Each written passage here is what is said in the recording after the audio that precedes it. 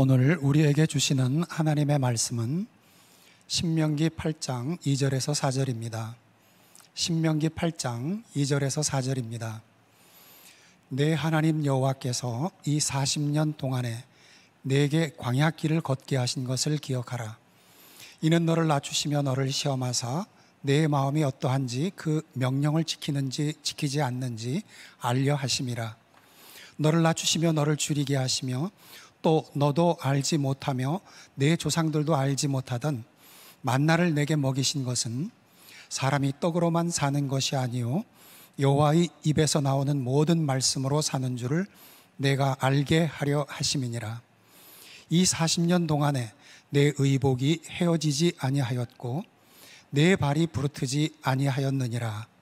이는 살아계신 하나님의 말씀입니다. 아멘. 오늘 말씀의 제목은 찐 광야입니다. 진짜 광야. 자, 여러분들에게 오늘 말씀을 나누기 전에 이전까지 4개의 광야를 한번 다시 리마인드 해보겠습니다. 첫 번째 광야가 뭐였죠? 가나안 땅에도 광야는 있다. 아브라함의 이야기를 우리들이 배웠어요. 두 번째, 광야에서 흘리는 눈물. 그 말씀의 주인공이 하갈과 이스마엘이었습니다. 세 번째 시간에는 광야 구덩이라고 하는 표현을 통해서 우리들의 삶에 광야 구덩이가 있다. 요셉의 이야기를 우리들이 나누었습니다. 지난주는 아무도 기억하지 않는 잊혀진 광야에서 모세를 부르시는 소명에 대한 이야기를 나누었습니다. 오늘은 5번째 찐 광야라고 하는 제목으로 말씀을 나누게 됩니다. 우리가 신앙생활을 하면서 교회에서 듣는 설교 가운데 제일 많이 듣는 것 가운데 하나가 이스라엘의 40년 광야 생활입니다. 그러다 보니까 우리들의 삶에 어려운 일을 만났을 땐 이렇게 표현하죠. 내 인생에 광야를 만난 것 같아. 아마 이런 광야라고 하는 말 가운데는 또 이런 게 포함이 되어 있는 것 같아요. 그래, 이스라엘 백성들이 광야를 지나 가나안 땅에 들어갔던 것처럼 나도 이 광야의 시간을 잘 견디고 이 광야를 벗어나야지. 그래서 늘 광야를 벗어나는 것에 대한 초점을 두고 있어요. 자, 오늘은 찐 광야, 진짜 광야라 그랬습니다. 그리고 제가 이 말씀을 나누면서 여러분들에게 우리들이 8개의 상징적인 광야를 지나는데 아마 누군가에게 해당되는 광야가 있을 것이다. 그리고 이 말씀을 우리들의 삶에 적용해 보자. 이 진짜 광야, 어떤 분들은 지금 암으로 투병을 하면서 이 광야를 지날 수도 있고, 또 사춘기, 또 사춘기보다 무서운 갱년기, 이런 것들을 지나면서 내가 참 힘든 시간을 보내, 이런 분들도 있을 거예요. 근데 오늘 제가 말씀을 준비하고 여러분들에게 나누려고 하는 아주 중요한 초점 중에 하나가 우리는 그동안 광야를 벗어나는 것이 우리의 목적이다라고 생각을 했는데 오늘 말씀을 준비하다가 하나님께서 저에게 주신 마음은 우리들에게 필요한 것은 자꾸 광야를 벗어나려고 하는 거기에 초점을 두는 것보다 우리가 지나고 있는 이 광야를 어떻게 지혜롭게, 어떻게 의미 있게 이 광야의 시간을 지나야 되는가, 오늘 여기에 초점을 맞추고 우리들이 말씀을 좀 나눠야 되겠다라는 생각이 들었어요. 40년 이스라엘에게 있어서 이 광야는 고립의 시간이죠. 어쩌면 이 시간이 없었으면 좋았겠다, 멈춰진 시간과 같은 거죠. 자, 제가 여러분들에게 몇 번 아브라함 조슈아 헷셀의 책 안식이라는 책을 소개를 해드렸는데 이 책이 아주 짧은 책이기는 한데 쉽지 않은 책입니다. 그래서 모두에게 이렇게 소개하지 못하지만 내가 지금 정독을 한번 해보고 싶다 하는 분들에겐 굉장히 좋은 책입니다. 이 책에 보면 이 아브라함 조슈아 헷셀이 아리스토텔레스의 이야기를 인용을 하고 있는데 그 오랜 시절 아리스토텔레스가 우리들에게 휴식이 필요하다, 이런 이야기를 했어요. 여러분들 고대 사회에서는 이 안식이라고 하는 개념, 주일이라고 하는 개념, 휴일이라고 하는 개념이 없을 때입니다. 근데 아리스토텔레스가요, 사람이 일을 제대로 하기 위해서는, 노동의 효율성을 높이기 위해서는 쉬는 시간이 필요하다, 안식이 필요하다, 이런 이야기를 했거든요. 그리고 전통적으로 우리들이 교회에서 가르쳤던 안식에 대한 개념 중에 그런 거였잖아요. 6일 동안 열심히 일을 하고 하루 동안 쉬는 이 안식을 통해서 우리들이 또 열심히 일할 수 있다. 그래서 이 안식이라고 하는 개념을 일을 하는데 필요한 시간, 쉬는 시간, 이렇게 생각을 했었거든요. 근데 성경을 유심히 보다 보니까 하나님께서 우리들에게 안식을 주신 것은 또 다른 일을 열심히 하라고 휴식의 시간을 가져라, 이런 의미가 아니더라고요. 하나님께서 천지를 창조하시고 6일 동안 창조하시고 7일째 쉬셨다. 하나님이 힘들어서 쉬셨을까요? 아닙니다. 우리들의 신앙에 안식이 가지는 신앙의 완성, 그것이 안식에 있기 때문이죠. 안식일은 회복하기 위해 존재하는 날이 아니라 그 안식이 굉장히 중요한 신앙의 의미를 가지고 있는 거예요. 저는 광야를 그렇게 생각했어요. 이스라엘 백성들이 출애굽해서 가나안으로 가는 중에 단순히 이 광야를 통과하는 시간, 이것을 통과해야 가나안 땅에 갈 수 있다, 그런 광야의 의미가 아니라 이 광야는 광야만으로 굉장히 중요한 신앙적인 의미를 가지고 있다는 말씀이에요. 이스라엘 백성에게 40년의 시간이 벗어나야 되는 시간이 아니라 그 시간의 의미가 있었다면, 오늘 말씀을 듣는 우리들 가운데 인생의 광야를 지나고 있는 사람들 가운데 이 광야는 단순히 벗어나야 되는 시간이 아니라 그 시간이 신앙적인 의미를 가지고 있다는 것을 알아야 될 것 같아요. 이스라엘 백성이 애굽에서 보낸 세월이 400년이 넘는 세월이었어요. 여러분, 그 시간들, 그게 어떤 의미일까요? 여러분, 우리나라 대한민국 사람들이 지금 해외에 정착하고 사는 사람들이 1000만 정도 됩니다. 다른 땅으로 이주해 갔을 때 제일 걱정하는 게 뭔지 알아요? 1세대만 지나도 언어와 문화를 잃어버리는 거예요.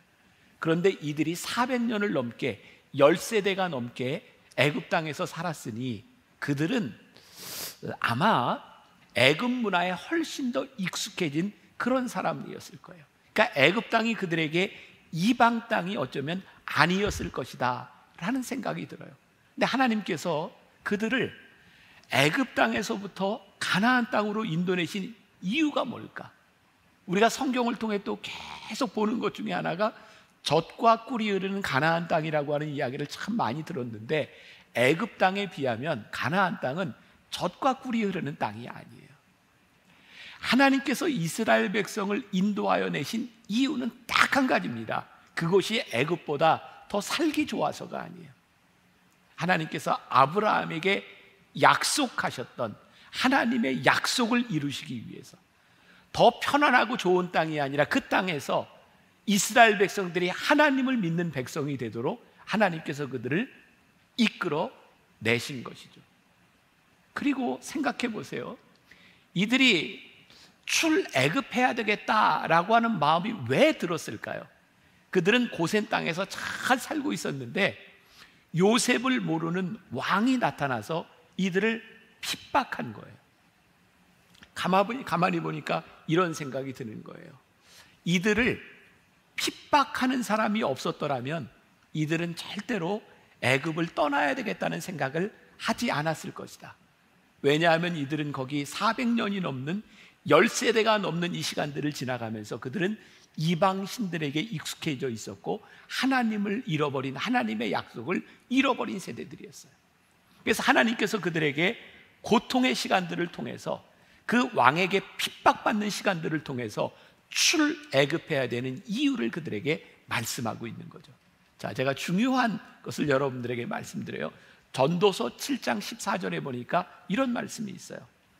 형통한 날에는 기뻐하고 곤고한 날에는 뒤돌아보아라. 여러분, 형통한 날에는 기뻐하면 돼요. 근데 곤고한 날에는 뒤돌아보아라. 근데 영어 성경에 보니까 이 뒤돌아보라라고 하는 말이 consider라고 하는 말에 뭐예요? 생각해보라는 거예요. 고려해봐라, 생각해봐라. 우리들이 형통한 날에는 기뻐하면 되는데 우리들의 인생의 광야를 만나고 고통의 시간을 만났을 때는 뭐 하라고요? 생각해보아라. 너희들이 지금 왜 이 시간에 이 어려운 광야 가운데 있는지 너희들이 생각해 보라고 우리들에게 말씀하고 있는 거예요. 자, 하나님께서 이스라엘 백성들을 출애굽시키라고 이제 결심하시고 그들을 이제 가나안 땅으로 가기 위해서 이 광야를 지나가게 하시는 거예요. 그들에게 있어서 이 고통의 시간들, 애굽 땅에서의 이 어려움의 시간들을 벗어나는 것은 어떤 일이었을까요? 애굽 땅에 있던 그 이스라엘 백성들은 그 어려운 시간 가운데서 하나님께 어떤 기도를 했을까요? 하나님, 요셉을 모르는 저 바로왕이 빨리 죽게 해주세요. 그리고 요셉을 아는 새로운 왕이 세워지면 좋겠습니다. 아마 우리들도 그렇게 생각하지 않았을까요? 그런데 이들이 고통받는 이유는 단순히 요셉을 모르는 왕이 일어나서 그들을 학대한 이유가 아니었어요. 그들이 하나님을 잃어버리고 우상을 숭배하고 있었기 때문에 하나님께서는 다시 그들을 하나님을 믿는 백성으로 되돌아오게 하고 싶으셨던 거예요. 그럼 이들의 고난의 문제는 뭐였어요? 이방의 신을 섬기고 그들이 회개하지 않기 때문에 그들에게 왔던 고통의 문제였던 거죠. 우리의 인생의 광야의 시간 가운데 그 이유를 안다면 우리들의 해답을 찾을 수 있지 않겠습니까? 자, 이제 이스라엘 백성은 출애굽하기 위하여 하나님의 인도하심을 따라 찐 광야, 진짜 광야로 들어가게 됩니다. 자, 40년 광야를 가만히 보세요. 그 안에서 성경에 보니까 이스라엘 민족이 얼마나 그 광야를 벗어나기 위해서 애쓰고 기도했는가. 근데 하나님께서는 이스라엘 백성들이 기도하는 기도를 들어주시지 않더라고요. 그런 생각을 하게 되었어요. 아, 하나님은 이스라엘 백성들이 광야를 벗어나는 것이 문제가 아니라 이 광야 가운데서 정신을 차리고 하나님의 백성이 되기를 원하셨구나. 그러니까 우리들이 인생의 광야, 진짜 광야에 들어섰을 때 우리들이 기도해야 될 것은 뭐냐면 이 고통을 벗어나는 것이 아니라 이 안에서 우리들이 어떻게 하나님의 백성이 될 것인가를 먼저 생각해야 되는 거죠. 회개하지 않으면서 하나님께 돌아오지 않으면서 광야를 벗어나게 해달라고 하는 기도가 응답되지 않는다는 거예요. 자, 그러면 진짜 광야에서 우리가 해야 하는 기도는 어떤 기도들일까요? 이스라엘 백성들은 광야에서 자신들이 원하는 기도에 대하여 응답이 없을 때마다 그들은 하나님께 원망해요. 자, 저는 정말 설교 준비를 할 때마다 하나님이 기가 막히게 하나님이 예비하셨구나라는 것을 느끼게 되는데, 사실 제가 이 원고를 1년 전에 써놨거든요. 그리고 이 설교를 이렇게 준비하는데 내년도에 제가 성경 통독을 여러분들과 함께 하자 그러면서 제가 안 틀리고 성경을 좀 읽어보려고 성경을 정독해서 읽고 있어요, 다시. 그런데 지금 이 말씀을 제가 준비하는 중에, 다시 말씀을 전하려고 하는 중에 제가 민수기, 레위기, 출애굽기를 그때 제가 이렇게 보게 된 거예요. 그리고 민수기를 보면서 정말 놀랐던 게, 어쩌면 이 민수기 말씀 가운데 이스라엘 백성들이 원망하는 얘기가 그렇게 많은가.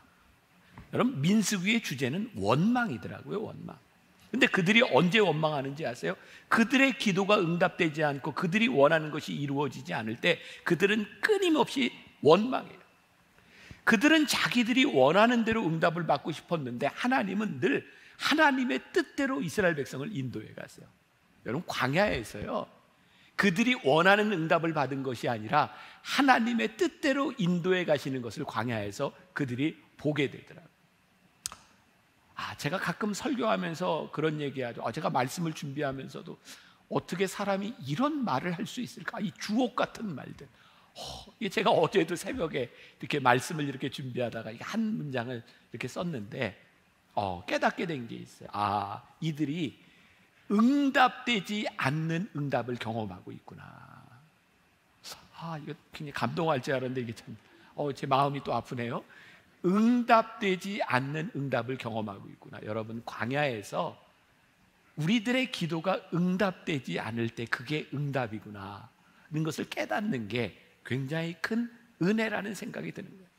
애굽에서도 살려달라고 하는 그 기도하는 히브리인의 기도에 대해서 하나님은 하나님의 방법으로 출애굽시키셨듯이 이 광야 한가운데서 그들이 어려움을 만날 때 하나님은 하나님의 방법으로 여전히 인도해 가고 계시는 거예요. 광야는 하나님의 인도하심 가운데 서 있는 장소라고 하는 것, 그리고 그 광야 한가운데서 이스라엘 백성은 끊임없이 불평하고 원망하고 있었다는 거예요. 가만히 보면 그들의 원망 가운데 보면 이스라엘이 먹을 것이 없어서 하나님을 원망하지 않았어요. 그들이 먹고 싶은 것을 못 먹을 때 하나님을 원망했어요. 하나님께서 허락하시는 만나가 참 귀중한데 그들은 만나의 귀중함을 고백하는 것이 아니라 애굽에서 먹었던 고기를 못 먹는 것 때문에 불평하고 있는 거예요. 여러분, 우리의 인생의 광야에서 우리들이 무엇을 불평하고 있는가를 보시라고요. 자, 민수기 11장 33절과 34절 말씀 같이 한번 읽어봅니다. 자, 시작. 고기가 아직 이 사이에 있어 씹히기 전에 여호와께서 백성에게 대하여 진노하사 심히 큰 재앙으로 치셨으므로 그곳 이름을 기브롯 핫다와라 불렀으니 욕심을 낸 백성을 거기 장사함이었더라. 자, 그들이 하나님께 원망하면서 고기를 먹고 싶어요 그랬더니 하나님이요 화가 나서 그들의 기도에 응답해 주셨어요. 그래서 밤새 바람이 불게 하셔서 이 메추라기를 진영 이곳저곳에 가득 주셨거든요. 그런데 그들의 고기가 이 사이에 씹히기도 전에 거기서 그들이 하나님의 저주를 받아 죽습니다. 그리고 그곳 이름을 기브롯 핫다와라, 탐욕의 무덤이라 이렇게 부르죠. 여러분, 진짜 광야에서 우리는 무엇을 경험하는지 아세요? 우리의 신앙을 점검하게 돼요. 우리가 하나님께 바라는 것이 옳은지, 하나님이 우리들에게 바라는 것이 무엇인지를 분별하게 돼요. 자, 진짜 광야에서 우리들이 어떤 신앙을 점검한다고요? 우리들이 바라는 것이 옳은 일인지, 아니면 진짜 하나님이 우리들에게 바라시는 것이 무엇인지를 진지하게 점검하는 장소가 진짜 광야라고요. 그러니까 오늘 말씀을 듣는 여러분들 가운데 광야를 만났다면 그 광야의 시간이 왜 중요해요? 우리의 신앙을 점검할 수 있는 장소이기 때문이죠. 자, 신명기 8장 3절에 보니까, 오늘 본문 말씀 가운데 보니까 이스라엘 백성이 광야에서 기억해야 되는 것이 무엇인지를 분명하게 말씀하고 있죠. 너를 낮추시고 너를 줄이게 하시며, 하나님께서 이 광야를 통해서 너를 낮추시고 줄이게 하신 이유가 있다는 거예요. 너희를 훈련시키기 위해서. 그러니까 우리들이 광야, 진짜 광야의 시간을 지나가고 있는데 여러분들 중에 누군가, 제가 될 수도 있고 여러분이 될 수도 있고, 근데 이 시간 가운데서 하나님께서 나를 낮추시고 나를 줄이게 하신 이유가 있구나, 그걸 발견하게 될 때 이 광야, 그것이 우리들에게 의미 있는 안식의 시간이 될 수 있다는 말씀이죠. 자, 무엇보다 광야를 지나는 동안 인간의 노력이 아니라 이것은 하나님의 은혜가 아니고는 결코 이 길을 갈 수 없다는 것을 깨닫게 하시죠. 하나님께서 매일 이스라엘 백성들에게 뭘 주셨어요? 그날의 양식 만나를 주셨어요. 자, 제가 이렇게 겨울이 되면 가끔 이렇게 지나가다가 나무를 전지한다 그러죠. 나무 가지를 막 잘라내는 것을 보게 됩니다. 그때 가끔 그런 생각이 돼요. 아니, 저렇게 잔인하게 다 잘라내야 돼? 아니, 세상에 그 가로수를 이렇게 잘라내는데, 아니, 세상에 그렇게 다 잘라낼 수가 있어요? 그리고 그런 생각이 들어요. 저 나무가 진짜 살 수 있을까? 근데 매년 반복되는 일이지만 봄이 되면 그 잘라낸 나무 가운데서 나무 가지가 돋아나고 잎이 돋아나는 걸 봐요. 그리고 전지를 하는 이유는 나무를 살리기 위해서 하는 거죠. 저는 광야를 보면서 그런 생각을 해요. 하나님께서 마치 나무에 전지를 하는 것처럼 우리에게 필요 없는 것들을 잘라내는 시간, 그 잘라내는 그 가지가 뭘까요?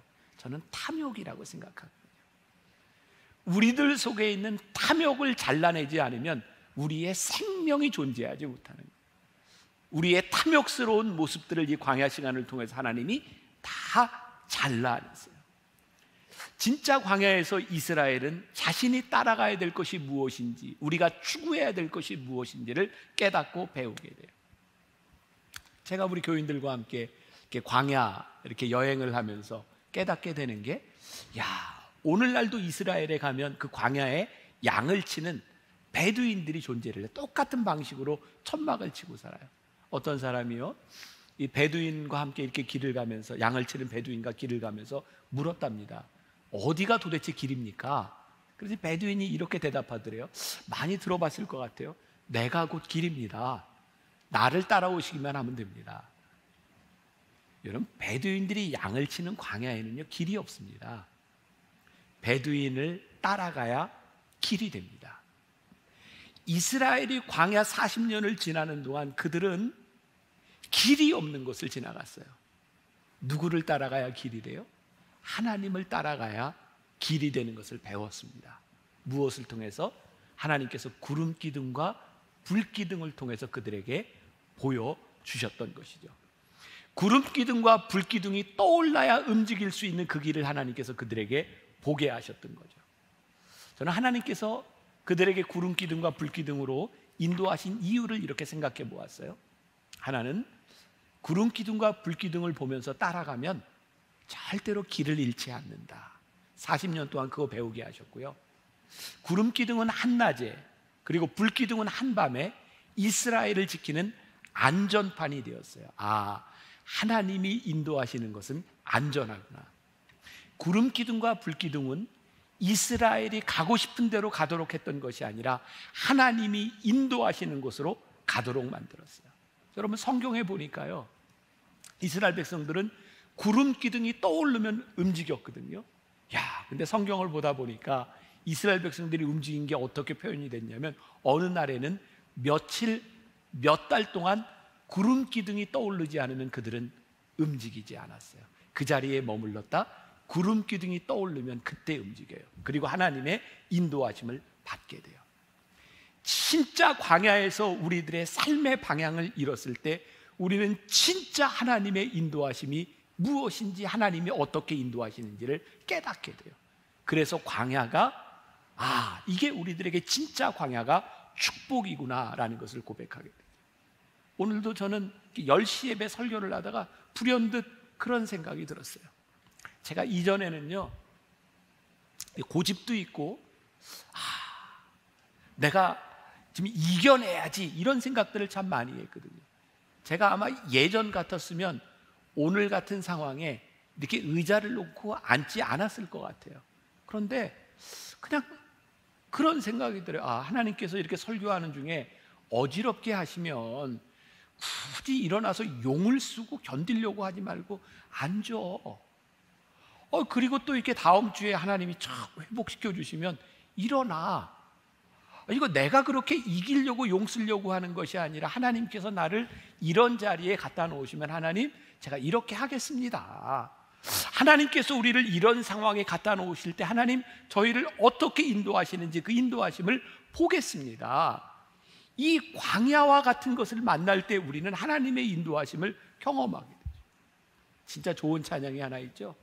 주님 말씀하시면 내가 나가리다.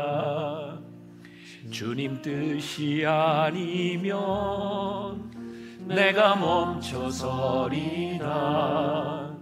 나의 가고 서는 곳 주님 뜻에 있으니, 오 주님 나를 이끄소서. 뜻하신 그곳에 나 있기 원합니다. 이끄시는 대로 순종하며 살리. 연약한 내 영혼 통하여 일하소서. 주님 나라와 그 뜻을 위하여. 오 주님 나를 이끄소서. 기가 막힌 찬양 아니에요? 주님 말씀하시면 내가 나아가리다. 주님 뜻이 아니면 내가 멈춰서리라. 이걸 어디서 배워요? 우리의 인생의 진짜 광야에서 이 놀라운 신앙을 우리들이 배우게 돼요. 자, 이제 조금 사건의 시간을 뒤로 돌려보겠습니다. 홍해를 건너던 시점으로 좀 옮겨갈게요. 다 옮겨오셨어요? 자, 우리 홍해를 건너는 그 앞에서 우리들이 봐야 될 것이 있습니다. 이스라엘 백성이 홍해를 건널 때 저는 참 흥미롭다는 생각을 했는데, 그 홍해가 갈라진 기적은요, 이스라엘 역사에서도 굉장히 중요하고요, 끊임없이 그 자녀들에게 이야기하는 하나님의 놀라운 기적이에요. 하나님께서 너희를 홍해를 건너게 하셨다. 그런데 이스라엘 백성들이 출애굽해서 처음 홍해 앞에 이르렀을 때 이스라엘 백성은요, 홍해를 갈라지게 해달라고 하나님께 기도하지 않습니다. 더 놀라운 것은 모세도 홍해가 갈라지게 해달라고 기도하지 않습니다. 그들은 단지 홍해 앞에서 원망하고 있었어요. 모세를 향해서 너희들이 왜 여기까지 우리를 끌고 와서 물에 수장을 시키고 애굽 사람들에게 죽게 만드는가? 그들은 홍해가 갈라지게 해달라고 기도하지 않았습니다. 홍해는 하나님이 가르신 거예요. 자, 히브리서 11장 29절에 보니까요, 이렇게 말씀이 되어 있다. 보겠습니다. 같이 봅니다. 시작. 믿음으로 그들은 홍해를 육지같이 건넜으나 애굽 사람들은 이것을 시험하다 빠져 죽었으며. 믿음으로 홍해가 갈라진 것이 아니라 그들은 그렇게 기도하지도 않았어요. 하나님께서 가르신 홍해를 그들이 믿음으로 건넜다고 되어 있어요. 이게 무슨 의미일까요? 그들은 홍해 앞에서 홍해가 갈라진다고 하는 걸 꿈도 꾸지 못했어요. 그건 사람이 생각할 수 있는 일이 아니었어요. 그들은 단지 원망했을 뿐입니다. 그런데 하나님께서 밤새도록 바람이 불게 하시면서 홍해를 가르셨는데, 성경에 보니까 어떻게 표현이 되어 있냐면 물이요, 이렇게 양쪽으로 다 갈라서 기둥이 되었어요. 그리고 이 가운데가 말라서 이스라엘 백성들이 마른 길을 건너갑니다. 그런 상상 해보셨어요? 그 바다가 갈라져서 물기둥을 이루고 있는 그 사이를 건너간다고 하는 게 얼마나 무서운 일이었을까? 그 믿음이 아니고는 건너지 못할 길이었습니다. 언제 물이 합쳐질지 모르는 거예요. 그러면 끝나는 거예요. 근데 하나님께서 가르신 그 홍해를 그들이 믿음으로 건넜다. 성경을 유심히 보세요. 이스라엘 백성들이 40년 광야를 지나는 동안 그들이 물이 없었을 때 그들이 믿음으로 반석을 치게 해주세요, 이런 기도하지 않습니다. 40년 동안 그들이 생각할 수 없는 일들을 하나님께서 행하셨고 그들은 믿음으로 그 길을 따라갑니다. 여러분, 우리의 인생의 진짜 광야를 만났을 때 우리가요, 우리의 인생의 방향조차 모르는 것이 당연합니다. 이 일을 우리들이 어떻게 헤쳐나갈 수 있을까요? 그런데 말씀을 통해 깨닫게 되는 것이, 우리의 그 인생을 지나갈 때 하나님께서 행하시는 일을 바라보며 우리들이 믿음으로 반응하기 시작할 때 우리들이 그 길을 건너고 그 길을 지나가게 될 것이라는 사실이에요. 부끄럽지만, 이게 아무것도 아닌 일일 수 있지만, 코로나를 지나가면서 진짜 전 세계가 인생의 광야 가운데 있다는 생각이 들어요. 더구나 어제는 제 마음속에도 막 화가 나는 거예요. 방역 지침에 따라 계속 예배를 어떻게 할지, 이번엔 30%가 됐다가 10%가 됐다가 70%가 됐다, 막 화가 나요. 이거 어떻게 해야 되는 거야? 도대체 뭘 준비해야 되는 거야? 그런데 이 말씀을 준비하다가 하나님께서 저에게 주시는 음성이 그런 거예요. 여기에서 화를 내는 것이 마치 광야에서 불평하고 있는 이스라엘 백성들과 무엇이 다르냐는 거예요. 우리의 인생의 광야에서 광야를 만날 때 지금 벌어지는 일 가운데 우리는 믿음으로 어떻게 반응하는가, 그것이 광야를 지나는 올바른 믿음의 태도인 것이죠. 진짜 광야에서 우리가 보아야 될 것이 있어요. 자, 오늘 본문 말씀 신문기 8장 4절을 보겠습니다. 같이 봅니다. 시작. 이 40년 동안에 내 의복이 헤어지지 아니하였고 내 발이 부르트지 아니하였느니라. 하나님께서 이 광야 한가운데서 이스라엘 백성들에게 뭐라고 말씀하세요? 홍해는요 40년 동안 반복된 기적이 아닙니다. 딱 한 번 일어난 기적입니다. 그런데 이스라엘 백성들 가운데 매일같이 일어나는 기적이 있었어요. 그게 뭐예요? 만나였어요. 이슬비같이 매일 일어나면 반복되는 그 하나님의 은혜. 그렇지만 하나님의 은혜가 그들의 욕망을 채워주지 않았어요. 그래서 그들은 계속 불평하죠. 왜 내가 이 모양 이 꼴이냐고. 그리고 내가 애굽에 있을 때에는 이런 고기도 먹고 내가 원하는 것을 이룰 수 있었는데 내가 왜 이 모양 이 꼴이냐고. 근데 하나님께서 뭐라고 말씀하세요? 얘들아, 너희의 의복을 봐. 헤어지지 않았잖아. 너희들이 걸어왔던 그 길, 너희들의 발을 봐. 너희들의 발이 부르트지 않았잖아. 하나님께서 너희를 매일매일 이슬비와 같은 은혜로 이 광야의 길을 가는 동안 너희를 지켜주셨어. 여러분, 기독교가 가장 심한 박해를 당했던 때, 제가 이제 터키에도 가보니까 거기에 카타콤이 있어요. 이태리에 가면 로마뿐만 아니라 여러 곳에 카타콤이 있어요. 카타콤 뭔지 아시죠? 죽음의 위협을 피해서 평생을 지하에서 살았던 사람들이에요. 그 카타콤에 가면 많은 상징물들, 그림들이 있는데 그 중에 제일 많은 그림 중에 하나가 목자가 양을 안고 있는 그림이에요. 카타콤에서 그들이 그 카타콤의 광야를 지날 수 있었던 이유가 뭔지 아세요? 그들을 안고 있는 목자를 그들이 경험했기 때문이죠. 여러분, 만나교회 저 뒤편에 보면 교회가 이 땅의 소망입니다 라고 하는 큰 글씨와 함께 성화가 하나 있어요. 지금 이제 너무 낡아서 저걸 어떻게 바꿀까 지금 연구를 하고 있는데, 그 그림이 만나교회가 여기 서 있는 수십 년 동안 변하지 않은 그림이죠. 그게 뭐예요? 양을 안고 있는 목자의 모습이에요. 가끔 그 탄천을 걷고 있던 사람들, 어떤 사람들 교회에 전화를 하는 때가 있어요. 그 그림을 보고 위로를 받았습니다. 은혜를 받았습니다. 그런데 그 그림을 보고 은혜를 받은 사람은요, 한결같이 광야의 시간을 걷고 있는 사람들이었어요. 평탄한 길을 걷고 있는 사람들에게 그게 별로 은혜스럽지 않습니다. 그런데요, 광야를 지나고 있는, 인생을 지나가는, 진짜 광야를 지나고 있는 우리들에게 우리를 보호해 주시는, 내 의복이 헤어지지 않고 내 발이 부르트지 않게 하신 하나님의 은혜가 얼마나 크게 고백되는지 몰라요.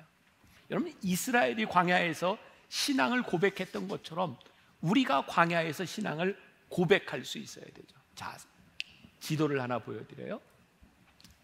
자, 저기에 보면 이스라엘 백성이 고센 땅에서부터 이렇게 나와서 저기 가나안 땅으로 갈 수 있는 길들이 보이는데요. 첫 번째 길은요, 저 고센 땅에서 지중해라고 되어 있는 저 길을 타고요, 저 위로 올라가면 가나안 땅까지 가는데 걸어서, 그냥 정속대로 걸어서 딱 일주일이면 저 가나안을 갑니다. 근데 성경에 보면 하나님께서 저 길을 막으셨어요. 이유는 저곳 지중해로 이렇게 올라가는 저 길에 큰 블레셋 군대들이 있어서요, 저기에서 전쟁을 하면 이스라엘 백성들이 싸워서 이길 수 없기 때문에 그들이 되돌아갈까 봐 하나님께서 저 길을 허락하시지 않았어요. 하나님이 허락하신 길은 어디일까요?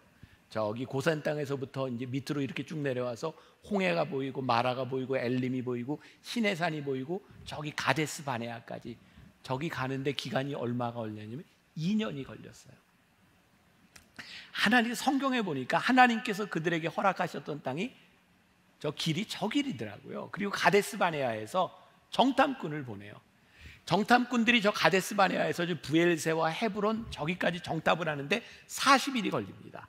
그리고 우리가 잘 아는 것처럼 그 중에 부정적인 이야기를 하는 10사람, 그 땅을 악평한 사람들로 인하여 그들이 저곳에 들어가지 못합니다. 여러분, 하나님의 계획은 2년 만에 이스라엘 백성들이 저기에 들어가는 거였어요. 자, 지도를 다시 한번. 그래서 하나님께서 저 가데스 바네아에서 성경에 보니까 길을 돌려서 다시 광야로 들어가게 하십니다. 그래서 가데스 바네아에서 길을 꺾어서 다시 광야로 들어가게 되는데요, 저기에서 이스라엘 백성들이 38년을 지나서요 가나안 땅에 들어갑니다. 여러분 아세요? 하나님이 허락하신 그 광야를 우리들이 제대로 가지 못하면 38년 더 광야를 지날 수 있다는 거예요. 우리들이 광야를 지날 때 하나님께서 우리들을 훈련시키시고 하나님께서 우리들에게 그 약속하신 그 광야, 그것을 의미 있게 지나가면 그 광야를 통해서 우리들이 복된 시간을 가지게 되는데, 광야를 잘못 지나가면 어려운 시간을 지나가게 되어 있는 거예요. 그래서 민수기 14장 11절에 보니까 이스라엘 백성들이 그 땅을 정탐하고 와서 악평했을 때 하나님이 화가 나셨어요. 자, 민수기 14장 11절에 이런 말씀이 있어요. 이 백성이 어느 때까지 나를 멸시하겠느냐, 어느 때까지 나를 믿지 않겠느냐. 자, 이진희 목사가 쓴 광야에 살다라는 책에 보면 이 부분을 이렇게 설명하고 있어요. 아주 흥미로운데 읽어드릴까요? 네, 읽어드릴게요. 보세요. 잘 들어보세요. 가나안으로 올라가라 하셨을 때 이스라엘 백성은 노했다. 그래서 하나님이 노하셨다. 광야로 돌아가게 하셨다. 그제야 정신을 차린 이스라엘 백성이 가나안으로 올라가겠다고 했다. 그러자 이번에는 하나님이 노하셨다.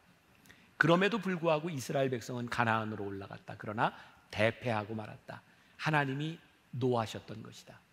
하나님이 노하시면, 그리고 하나님을 노하시게 하면 우리가 아무리 애쓰고 노력해도 가나안에 들어가지 못한다. 여러분들이 저와 이제 성경 통독을 내년도에 하면서 이 부분을 열심히 들어보세요. 보통 설교 시간에 잘 이야기하지 않는 부분입니다. 정탐꾼들이 들어와서 그 땅을 악평하고 갈 수 없다고 할 때 하나님이 화가 나셨어요. 노하셨어요. 근데 하나님이 노하셨다는 이야기를 듣고 이스라엘 백성들이 후회하고 회개하고 그 땅 위로 올라가려고 합니다. 근데 그때 모세가 못하게 해요. 늦었다는 거예요. 하나님이 노하셨다는 거예요. 근데 그들이 그들 마음대로 올라갔다가 대패하고 돌아와서 다시 광야로 들어갑니다. 자, 우리의 인생에 진짜 광야를 만났을 때 그 광야 안에서 어떻게 살아가야 의미 있게 그 시간을 끝낼 수 있는가? 자, 민수기 14장 8절 말씀. 자, 우리 같이 한 목소리로 봅니다. 민수기 14장 8절 시작. 여호와께서 우리를 기뻐하시면 우리를 그 땅으로 인도하여 들이시고 그 땅을 우리에게 주시리라. 이는 과연 젖과 꿀이 흐르는 땅이니라. 여호수아와 갈렙이 보고하면서 이렇게 이야기하시죠. 여호와께서 우리를 기뻐하시면 우리를 그 땅으로 인도하여 들이시고, 2년이면 끝났을 그 땅을 38년 동안 더 지나야 했던 이유, 하나님이 그들을 기뻐하시지 않았어요. 여러분들 가운데 인생의 진짜 광야를 지나고 있는 여러분들의 인생 가운데 어떻게 그 광야를 이제 벗어나서 하나님의 인도하신 가운데 갈 수 있을까요? 우리 인생의 광야에서 하나님이 기뻐하시는 일이 무엇인지를 분별하고 그것을 고백할 수 있을 때 우리는 진짜 광야를 벗어나는 시간을 가지게 될 것이에요. 여러분, 형통한 날에는 기뻐하고 찬송하세요. 곤고한 날에는 생각하세요. 이 광야에서 어떻게 하면 하나님이 기뻐하시는 삶을, 하나님이 기뻐하시는 일을 우리가 할 수 있을까? 그때 우리는 광야를 벗어나 하나님의 인도하심을 경험하며 하나님의 은혜를 고백하게 될 줄 믿습니다. 오늘 우리들이 함께 찬양할 때 여러분들에게 이렇게 찬양하고 기도할 시간을 이렇게 드리는데, 우리들의 인생의 광야 가운데서 하나님 기뻐하시는 일이 무엇일까요? 그렇게 기도하고 싶은 분들은 기도하시고, 이 찬양의 가사가 너무 좋아서 제가 한 2개, 3개 찬양을 연속해서 함께 부르게 될 텐데, 그게 너무 좋고 감사하다면 이렇게 찬양을 부르면서 여러분들이 광야를 이렇게 지나가도 괜찮아요. 우리 먼저 광야를 지날 때 먼저 찬양하며 우리 기도하고 또 함께 믿음을 고백하면 좋겠습니다.